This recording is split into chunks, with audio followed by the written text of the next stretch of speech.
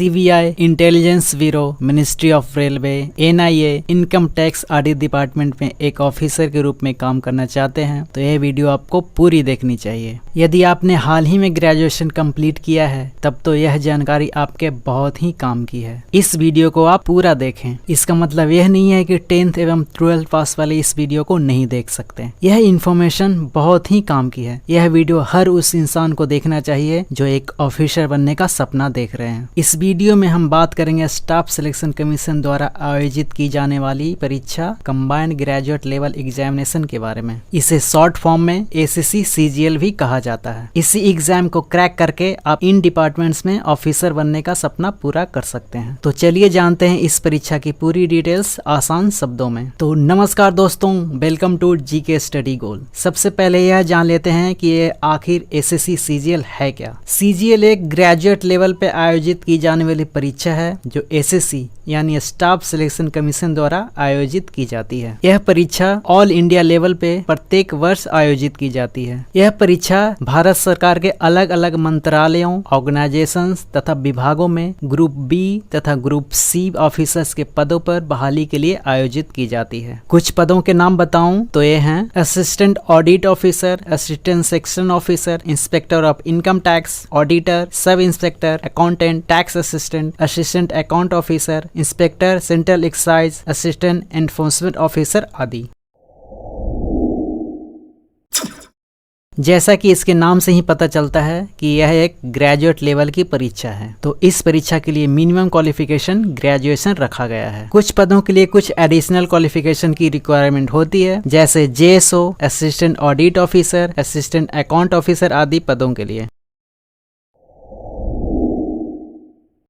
Age limit की बात करूं तो अलग अलग पदों के लिए अलग अलग उम्र सीमा रखी गई है। कुछ पदों के लिए 18 से 27 वर्ष है, कुछ पदों के लिए 20 से 30 वर्ष है, कुछ पदों के लिए 18 से 30 वर्ष है एवं कुछ पदों के लिए 18 से 32 वर्ष की उम्र सीमा होती है। SC, ST, OBC, PWD तथा एक्स सर्विसमैन को रूल के अकॉर्डिंग उम्र सीमा में छूट दी जाती है, जैसे SC, ST के लिए 5 वर्ष तथा OBC के लिए 3 वर्ष आदि। इतनी जानकारी हासिल करने के बाद आपके मन में यह सवाल जरूर आ रहा होगा कि इन पदों के लिए सैलरी कितनी होती है। तो चलिए हम सैलरी की भी बात कर लेते हैं।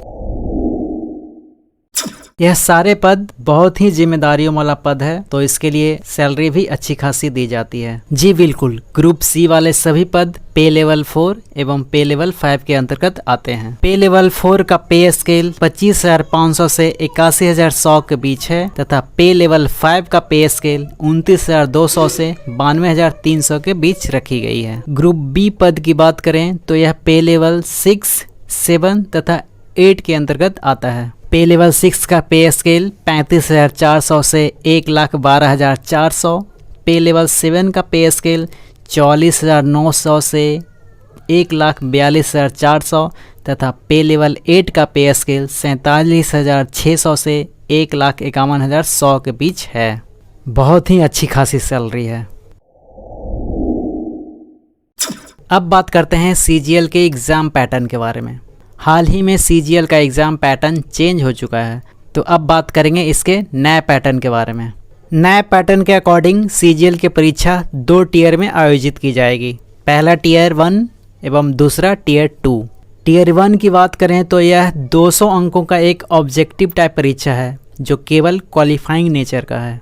इस परीक्षा में लाए गए अंकों को मेरिट बनाने में शामिल नहीं किया जाएगा। टियर 1 में कुल 100 ऑब्जेक्टिव टाइप प्रश्न पूछे जाते हैं जो कि बेस्ड है general intelligence and reasoning, general awareness, quantitative aptitude एवं इंग्लिश कंप्रीहेंशन पर। यह परीक्षा में नेगेटिव मार्किंग भी है। एक गलत उत्तर के लिए आधा अंक काटे जाते हैं। अब बात करते हैं टियर 2 एग्जाम के बारे में। टियर 2 की बात करें तो इस परीक्षा में केवल वही कैंडिडेट भाग ले सकते हैं जिन्होंने टियर 1 को क्वालिफाई किया है। इस परीक्षा में 3 पेपर होते हैं, पेपर 1, पेपर 2 एवं पेपर 3।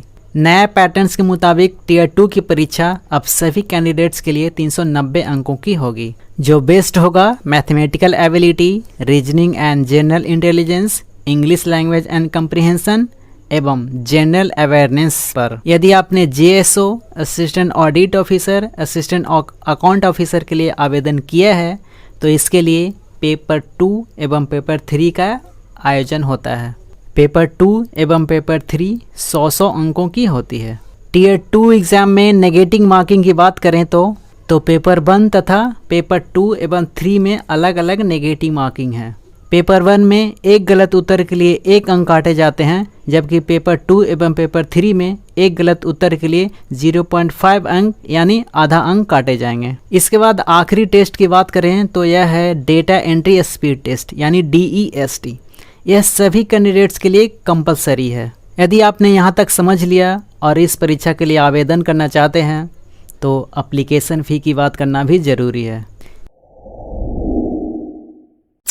इस परीक्षा का फॉर्म भरने के लिए केवल 100 रुपये की फ़ीस लगती है। इसमें भी यदि आप एक महिला हैं या SC/ST श्रेणी के हैं अथवा PWD हैं या एक्स सर्विसमैन हैं, आप सभी को कोई भी फ़ी देना नहीं पड़ेगा। तो ये थी ACC CGL की कंप्लीट इन्फॉर्मेशन। यदि आप भी एक ग्रेजुएट हैं एवं इस परीक्षा के लिए आवेदन करना चाहते हैं तो लिंक डिस्क्रिप्शन में मिल जाएगा।